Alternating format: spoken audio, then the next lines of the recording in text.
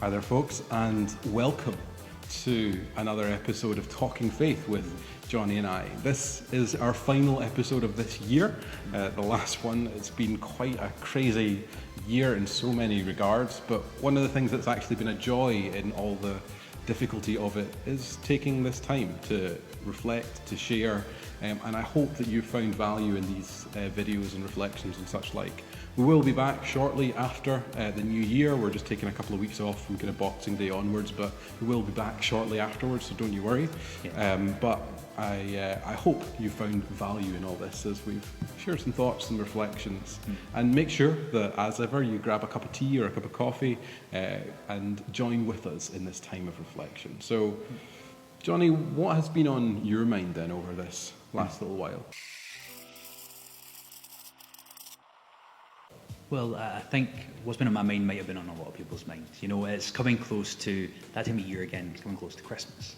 And obviously we'd have various things that might have reminded us. When we go to the shops, there's Christmas music playing. It's been playing since the start of November, but that's beside the point. We've had, for example, your devotion recently. We've got stuff we're building up to in church. You know, we're looking forward to this day of Christmas. Even though it might be a little bit different than what we're used to, I'm still majorly looking forward to it, and I'm sure a lot of people are.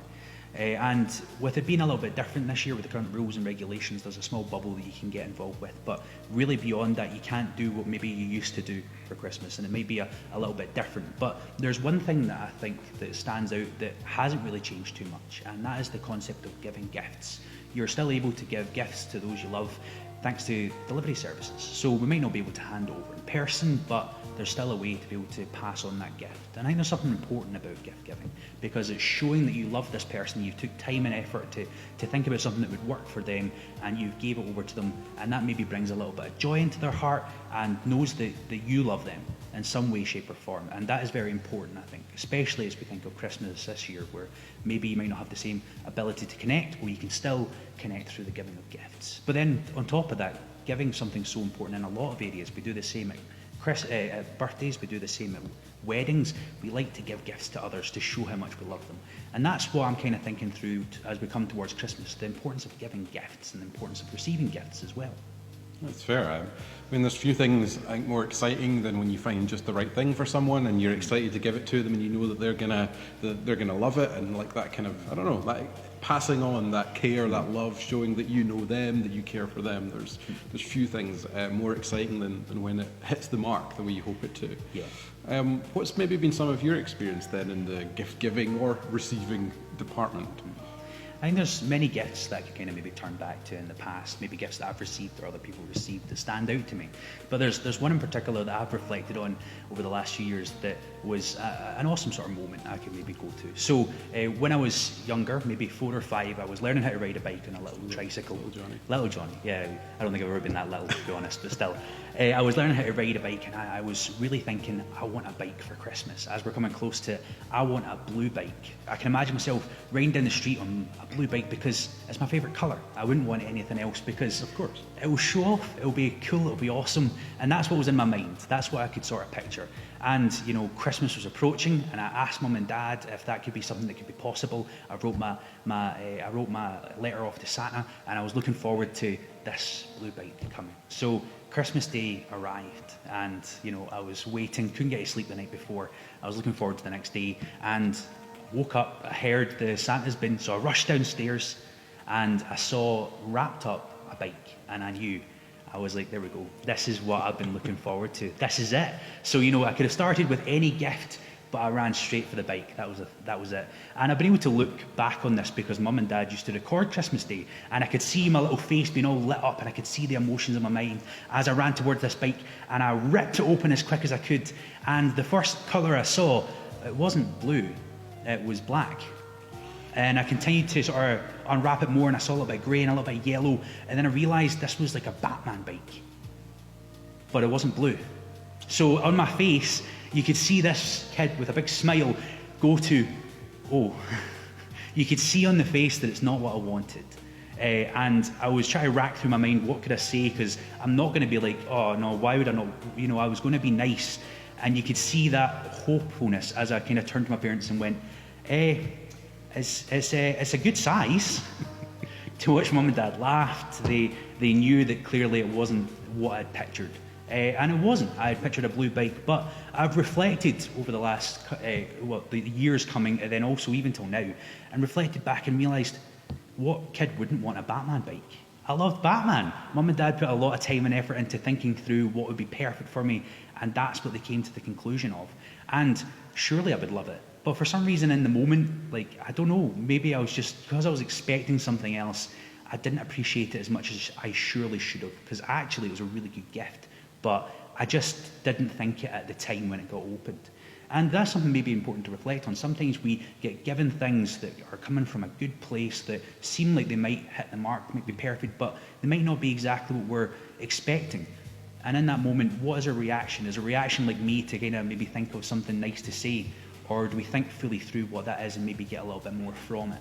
Yeah, I guess it's always a bit of a challenge when you're expecting one thing and you're eager for one thing, and then your expectations don't quite line up to reality. But sometimes it takes that hindsight to reflect and go, actually, no, what I got there was definitely better than what I wanted, but it just takes time to process that all through.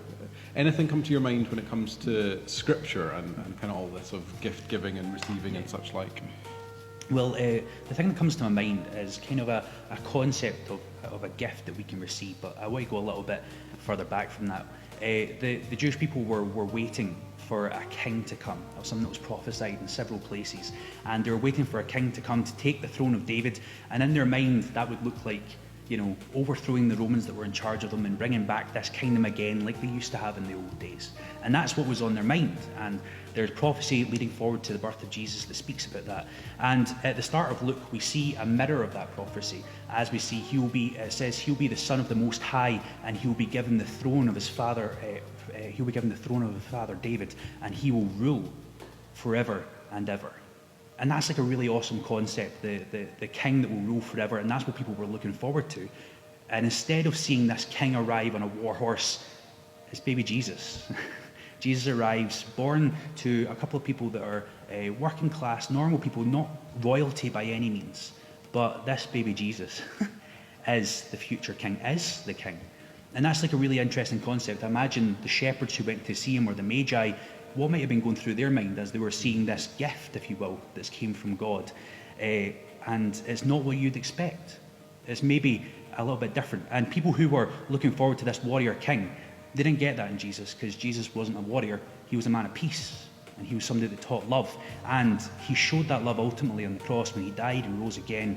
And through doing that very thing, he offers up a great gift that comes through Scripture, the gift of salvation, something that we have received if we've come to know him. And that's the gift that we are reminded of at Christmas, a gift that far surpasses what they were expecting as something far greater. And that's what's been on my mind recently, the gift of salvation that we have. And at Christmas, it's a reminder to celebrate that gift, but also to pass that on to others who are still to hear the wonders of what Jesus did, not just when he was born, but then also later on at Easter as well. Definitely the greatest gift to be remembered at this time of year, the gift of Jesus, one who may not necessarily line up with what we would anticipate or expect, but then, I know how limited my imagination can be, so I'm kind of glad that God doesn't work the way that I might imagine things to be.